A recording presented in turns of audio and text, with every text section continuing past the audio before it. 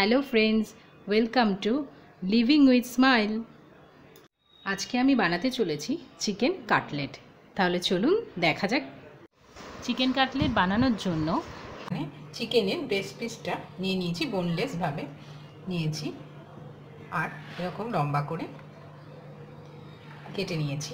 দুটো পিস অসমান হয়েছে, কিন্তু যেহেতু আমি এটা বাড়িতে করছি তো তাতে কোনো প্রবলেম হবে না। এখন এর মধ্যে আমি দিয়ে দিচ্ছি লেবুর রস। আপনারা লেবুর রসের পরিবর্তে ভিনিগারও ইউজ করতে পারেন। লেবুর রসটা কিন্তু খুব ইম্পর্টেন্ট, কারণ চিকেনটাকে সফট করতে সাহায্য করে।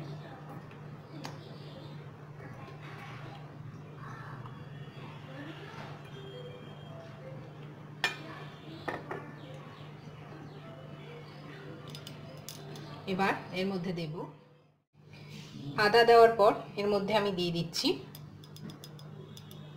আদা না, লেবুর রস দেওয়ার পর এর মধ্যে আমি দিয়ে দিলাম আদা পেস্ট। এখন এর মধ্যে দিয়ে দেব পেঁয়াজ আর রসুনের পেস্ট। আমি 2 টিস্পুন পেঁয়াজ রসুনের পেস্ট দিচ্ছি। রসুন আমি নিয়েছি 6 কোয়া।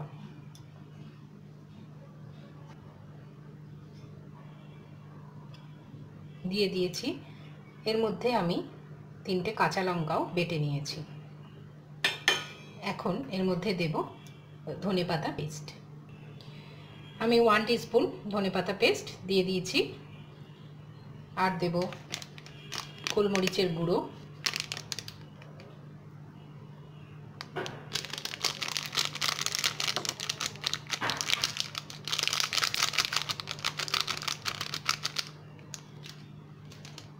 আর দেব গরম মশলা গুঁড়ো।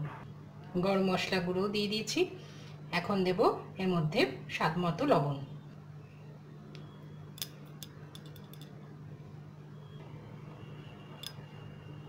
লবণ দিয়ে দিলাম। এবার আমি পুরোটা মাখিয়ে নেব মাংসের সাথে। পুরো প্রিপারেশনটা আমি মাখিয়ে নিয়েছি। এখন এটাকে 1 ঘন্টার জন্য রেস্টে রাখবো।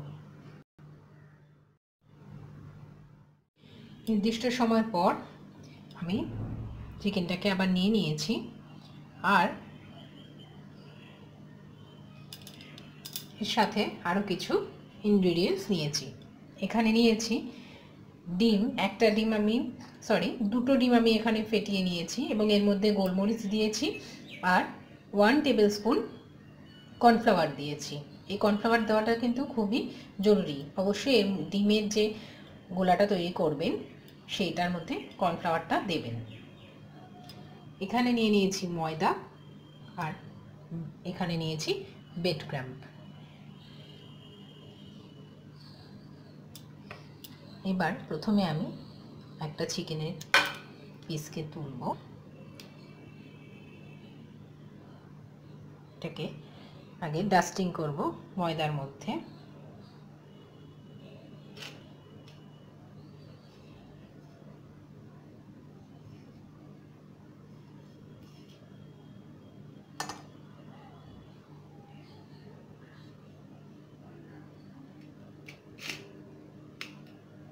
ভালোভাবে ময়দাতে আমি ডাস্টিং করে নিলাম। এবার এটাকে ডিমের ব্যাটারটার মধ্যে চুবিয়ে নিলাম। নিয়ে এবার ব্রেড ক্রাম্বের মধ্যে দিলাম। এবার এটাকে ব্রেড ক্রাম্ব দিয়ে দেব, ওপর দিয়ে পুরোটা র্যাপ করে দেব, চারিদিকে র্যাপ করে দেব।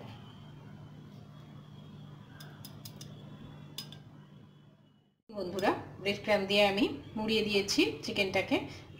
দিয়ে এখানে আমি এবার এটা রাখলাম। আরেকটি পিসও আমি এভাবেই করে নেব। দেখুন বন্ধুরা, আমি চিকেন দিয়ে 2টো কাটলেট বানিয়ে নিয়েছি, অর্থাৎ কাটলেটের শেপে বানিয়ে নিয়েছি। এবার আমি এটাকে ভাজবো। আমি কড়াইতে তেল গরম করতে বসিয়ে দিয়েছি। এক্ষেত্রে বলে রাখি, আপনারা যেই বাসনে এটা ভাজবেন, যেই পাত্রে ভাজবেন, সেটা যেন ফ্ল্যাট হয়, একটু ছড়ানো হয়, সেটি নেওয়ারই চেষ্টা করবেন। তাহলে কিন্তু রান্নাটির ক্ষেত্রে সুবিধা হবে। তেলটা গরম হয়ে গেছে, খুব বেশি গরম তেলে কিন্তু এটা ছাড়া যাবে না, তাহলে কিন্তু বিস্কুটের গুঁড়োটা তেলে পড়লেই পুড়ে যাবে। ফ্লেমটা মিডিয়ামে রেখে আমি এবার কাটলেটটা ছাড়বো। আমি তেলে ছেড়ে দিয়েছি, এবার মিডিয়াম ফ্লেমে আমি এটাকে ভালো করে ভেজে নেব। এটা ভেজে নেওয়া পর্যন্ত, যখন এটা পুরোপুরি ফ্রাই হয়ে যাবে জিনিসটা, তখন অবধি এটাকে চিকেন কাটলেটই বলা হয়। কিন্তু যখনই এটা ডিম দিয়ে কভার করা হয় তখন এটাকে কবিরাজি বলা হচ্ছে। হয়তো প্রচলিত আছে যে যেহেতু এটা ডিম দিয়ে কভার করা হয় জিনিসটাকে, সেই কভার থেকেই কবিরাজি কথাটা এসেছে, অর্থাৎ কভারেজ থেকে কবিরাজি কথাটা এসেছে, এটি প্রচলন আছে। দেখুন বন্ধুরা, আমি এই পিসটাকে উল্টে দিয়েছি, আর এটা আমি আবার দিলাম তেলে।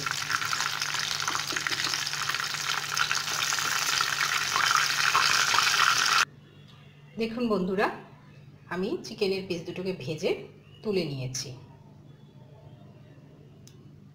এবার চলে যাব পরবর্তী পর্যায়ে। দেখুন বন্ধুরা, আমি এই পিসটাকে উল্টে দিয়েছি, আর এটা আমি আবার দিলাম তেলে।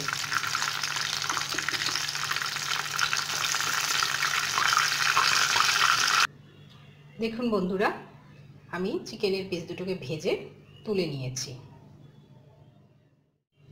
রেডি হয়ে গেল বন্ধুরা চিকেন কাটলেট। খুবই সহজেই কিন্তু রান্নাটা হয়ে যায়, এবং দেখুন কাটলেটগুলো দেখে কিন্তু বোঝাই যাচ্ছে যে কতটা ক্রাঞ্চি হয়েছে। তো আপনাদের যদি এই ভিডিওটি ভালো লেগে থাকে তাহলে প্লিজ লাইক, শেয়ার, কমেন্টস করবেন। নতুন বন্ধুরা আমাদের চ্যানেলটিকে সাবস্ক্রাইব করবেন। পরবর্তী আরও নানান রকম ভিডিওস নিয়ে দেখা হবে। সবাই ভালো থাকবেন, সুস্থ থাকবেন। নমস্কার।